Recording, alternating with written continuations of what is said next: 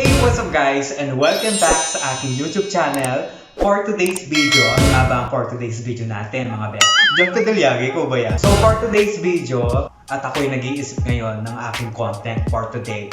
Kasi wala na tayong naisip na content. Pero nung nakaraan mga previews, Yuki! Ano ba?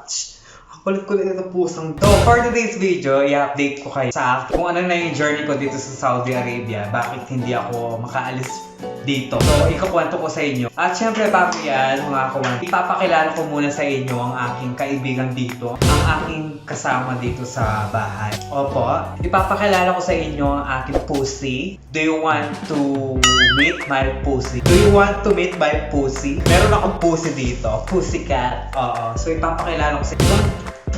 Itong pussycat ko na ito is nakikita nyo na sa aking previous vlog. Makikita nyo na siya. So, ipapakilala ko sa inyo ang aking pussy. Naisipan ko mag-vlog today kasi wala akong magawa dito sa bahay. Siyempre, kung lalabas man tayo, siguro gagastos lang tayo kung lalabas tayo. Kaya hindi ako masyadong lumalabas ngayon dito sa room ko kasi nga puro gastos lang din. Napanood yung mga previous vlog ko is puro travel vlog. Magsi-sit-in vlog na naman tayo. Kasi matagal na din tayo hindi nakakapag-sit-in vlog. Excited ka na bang ma-meet ang aking pussycat? Pussycat? Itong pussycat na ito is binigay lang sa pre, nakakalungkot man dahil nakikita niyo siya, palaboy-laboy. Binigay lang sa akin. Tsaka nakakalungkot kasi iiwan ko siya dito. Bago ko ikwento sa inyo ang lahat kung bakit hindi ako makaalis-alis dito, ipapakilala ko muna sa inyo si Pussycat. Pussycat, Yuki! Yuki, come here! Ouch! Mag-hi ka naman sa vlog ko. Ito, meet... Aray po. Yuki! Ang sakit Ano ba yan? Meet my pussycat. This is my pussycat. Napakakulit. Ang pangalan niya po ay Yuki. Yuki, wag ka po malagay. Mag-hi ka sa vlog ko. Siya po ay isang babae. 5 months, years old. Ganun ba yun? Hindi po kasi alam yung age nila. Pero search ako is 5 months, years old na siya. 1 year old, ganun. Kapag age ng tao. Hindi ko alam. Aray! Ang kulit ko na! Yuki, come here! Yuki! So, sa mga ilang vlog ko is napansin nyo naman si Yuki sa mga vlog. So, nakakaawa naman siya. So, Yuki! Come here! Nakakalungkot man kasi aalis ako dito sa Saudi Arabia na hindi siya kasama. Kasi ang mahal-mahal po, opo. Kung gusto ko man isama sa Pinas itong si Yuki, mapapagastos lang po ako. Puro mga 2,000 riyal, ganon. Nasa 20 plus, 20,000 sabihin na natin sa pera natin sa Pilipinas. Kasi kung ipapadala ko sa Pinas to, kung isasama ko siya sa Pinas, una, dadalhin mo muna sa vetnet, ipapadiwarm mo siya, kailangan ng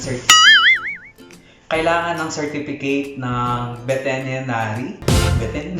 Kailangan ng certificate ng veterinarian dito at gagawan siya ng passport. Tapos syempre, bibilan mo pa siya ng ticket. Siguro aabutin ako ng 1,000. So, hindi ko na lang siya isasama. Aray! Sakit! Siya po ay makulit kasi bata pa siya. At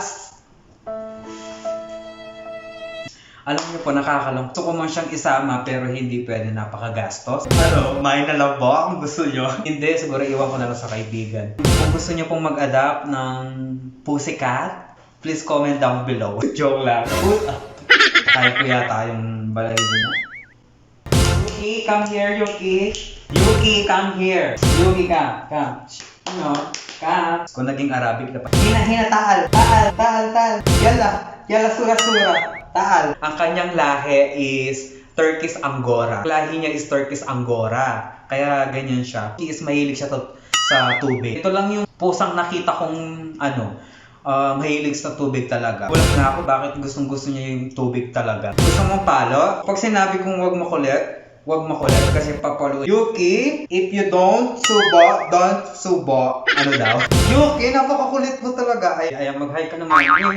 Bata ako, high school and college. Mahilig na talaga ako sa pussycat. Tal.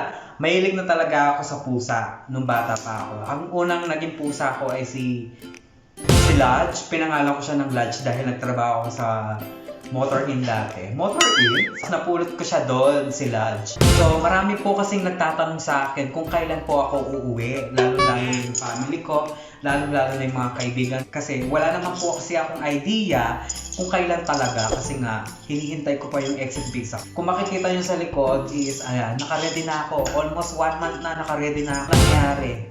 Yung company ko na, sana po naman, bekin bukas or this week. Kasi bagot na po ako dito. Ilang days na ako dito naghihintay. Diba usually, 1 week to 2 weeks lang, diba? Lalabas na talaga yung exit visa mo. Pero ako, umabot na ako ng 1 month eh. Magpapasko ako dito. Ako mag-isa.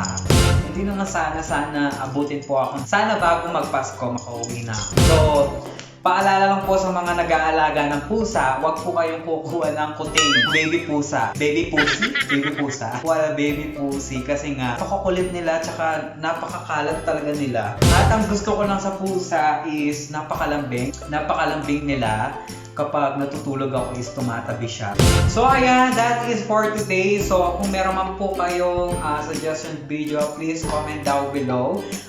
Please don't forget to subscribe my channel and click the notification bell para ma-notify po kayo sa lahat ng aking ina-upload.